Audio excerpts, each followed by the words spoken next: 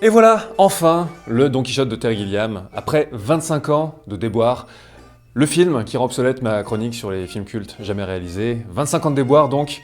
Il avait essayé de le faire au début des années 2000, ça avait foiré en beauté, il en avait tiré un documentaire qui est vraiment passionnant, qui est Lost in La Mancha. Et pendant les 15 années suivantes, il a essayé de le refaire avec différents acteurs, différents producteurs. Ça c'est fait, l'année dernière finalement il a terminé ce film, mais un précédent producteur, Paulo Branco, a attaqué récemment Guilliam en justice pour interdire sa diffusion à Cannes et sa diffusion donc en salle, dans le circuit des salles. Heureusement ça a raté, d'où le fait qu'il soit sorti en salle. Et résultat, je vais pas vous mentir, il y a une forme de déception.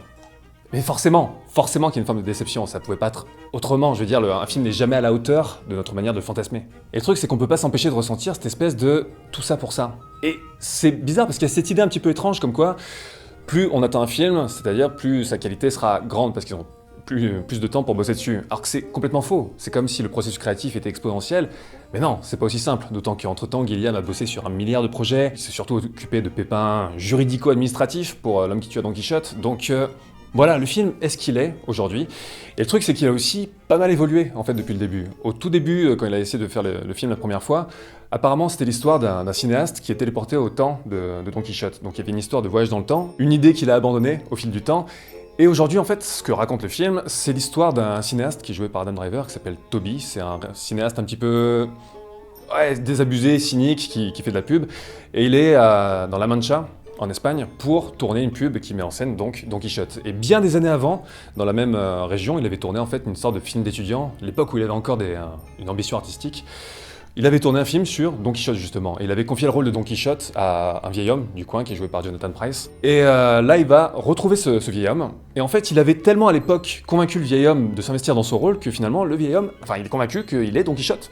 Donc il retombe sur ce gars qui est persuadé qu'il est Don Quichotte, et à partir de là vont s'enchaîner toutes sortes de péripéties, et de facéties, quel âge j'ai. Donc ce film en fait est devenu de plus en plus méta au fil du temps. Et il y a une image qui est évidente, qui a été surutilisée au fil des années pour parler de la malédiction Don Quichotte, de Terry Gilliam et compagnie, c'est le parallèle entre Terry Gilliam et Don Quichotte. Forcément, Terry Gilliam c'est une forme de Don Quichotte lui-même. Le mec qui a poursuivi des chimères, il s'est battu comme des moulins pendant 25 ans pour faire aboutir ce projet, et finalement il a transformé ce fantasme en réalité, ce qui est assez ironique pour un film qui parle à ce point justement de la frontière entre fantasme et réalité, ce qui a fait à peu près Gilliam dans toute sa carrière. Mais au-delà du côté évident de cette image, en fait, Gilliam a poussé le côté méta et la mise en abîme beaucoup plus loin que ce qu'on pourrait penser. Alors bien sûr, tout d'abord il s'identifie au personnage de Don Quichotte, Javier, c'est le nom du vieil homme en fait qui se prend pour Don Quichotte. Déjà parce qu'un des propos les plus importants de son film, c'est que pour être créatif, il faut avoir une forme de folie. Et en fait, il y a un côté cyclique assez marrant, puisque le cinéaste, joué par Adam Driver, a créé la folie du personnage de Don Quichotte, et à son tour, en fait, en étant mis au contact de ce personnage, il va réapprendre la folie lui-même, réapprendre à être en phase avec ce côté très créatif et cette mise en danger. Donc il y a un côté cyclique, il a créé la folie, et la folie le crée à son tour. Donc forcément, Gilliam se projette déjà dans Don Quichotte, et notamment le fait que Jonathan Pryce, déjà, il a une voix un petit peu similaire dans le grain à celle de Gilliam, mais j'ai vraiment trouvé, et je sais pas si c'est moi qui me suis fait des idées, mais qu'il parlait, il adoptait certaines intonations de Terry Gilliam. Vraiment, je pense pas que Gilliam soit allé le voir sur le plateau et dit « Tu peux parler comme moi, histoire de pousser encore plus loin le côté mise en abîme ?»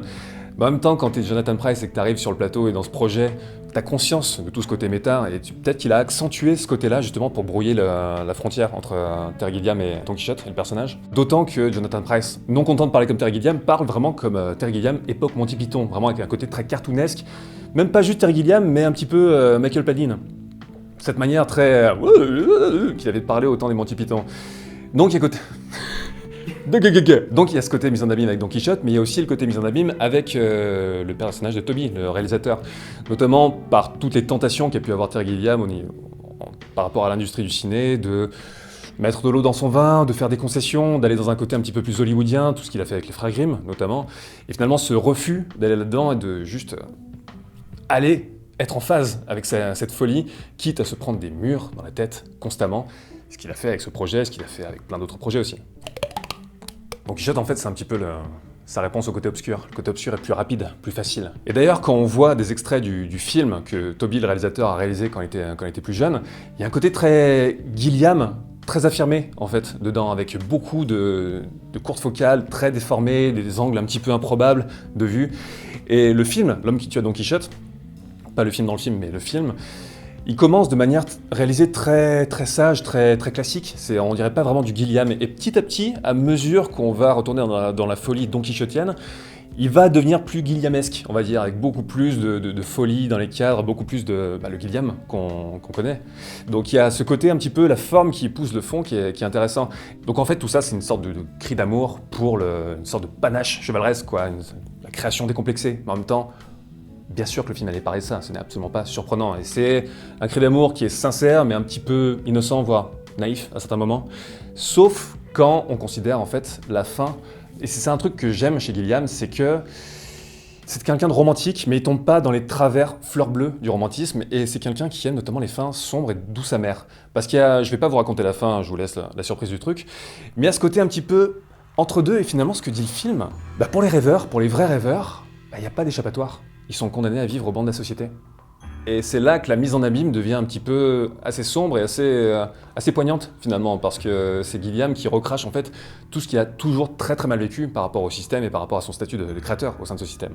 Bref, tout ça, il fait chaud, mon Dieu qu'il fait chaud, ça y est, l'été revient. Bref, tout ça, ça en fait un film qui est sincère, qui est vraiment touchant dans la manière dont Gilliam parle de lui, de ses projets, de plein de choses, tous les niveaux auxquels le film fonctionne. Mais le film en lui-même, et quand même, c'est la déception dont je parlais tout à l'heure, il a des défauts, il a des gros défauts, dont le principal en fait, c'est d'être une sorte de pot pourri de toute la carrière de Gilliam, mais je vais revenir un petit peu après, sans apporter quelque chose en plus à toutes ces obsessions et toutes ces thématiques habituelles.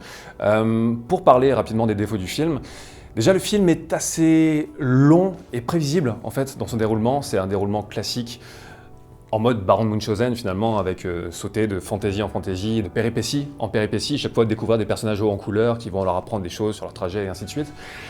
Sauf que je trouve que ça fonctionnait beaucoup mieux dans le Baron de Munchausen parce qu'il y avait un côté fantaisie, un côté vraiment systématique dans le merveilleux qui était beaucoup plus inspiré, tandis que là, le film est vraiment à cheval entre le monde réel dans ce qu'il y a de plus poussiéreux et morne, et un côté un peu plus fantaisiste, mais du coup qui va un petit peu moins loin. C'est un petit peu les deux se contrebalancent, et notamment l'image, je l'ai pas trouvé si belle que ça, bizarrement. Il y a un côté, dans beaucoup de moments du film, très morne, très désaturé en fait, qui donne pas un côté agréable du tout à l'image. Alors je suis sûr que c'est un parti pris à l'étalonnage pour rendre ce côté vraiment dur de la réalité à laquelle essaie d'échapper le vieil homme encore plus dur, quoi. Mais résultat, ça donne pas un côté très joli. Et même dans les moments fantaisistes, il y a un côté encore qui se hisse pas à la hauteur vraiment des côtés couleurs vibrantes, des côtés vraiment qui prend aux tripes de, encore une fois, le Baron de Munchausen.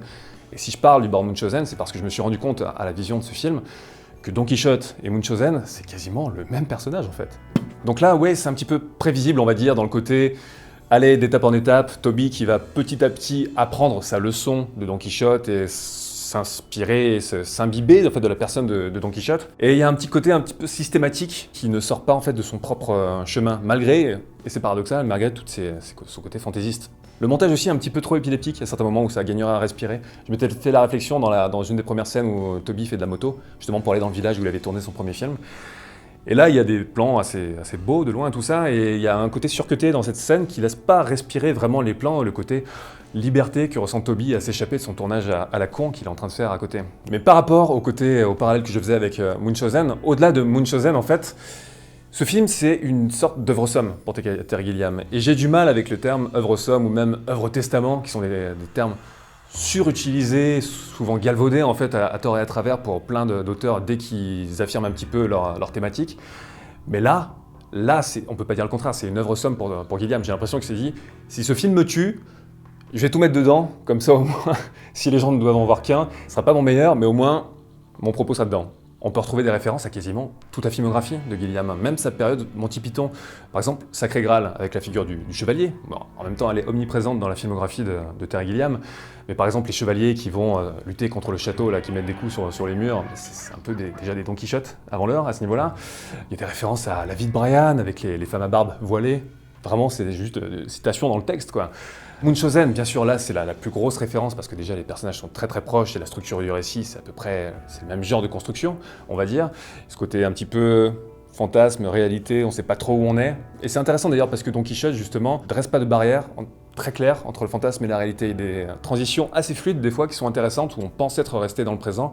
Mais en fait, non, on est plutôt soit dans un souvenir, soit dans un fantasme d'un des deux personnages. Donc, par rapport au Baron Munchausen, Par exemple, l'apparition de la fille dont le nom m'échappe, qui est la love interest de Toby, c'est quasiment la même apparition que Vénus dans le Baron Munchausen.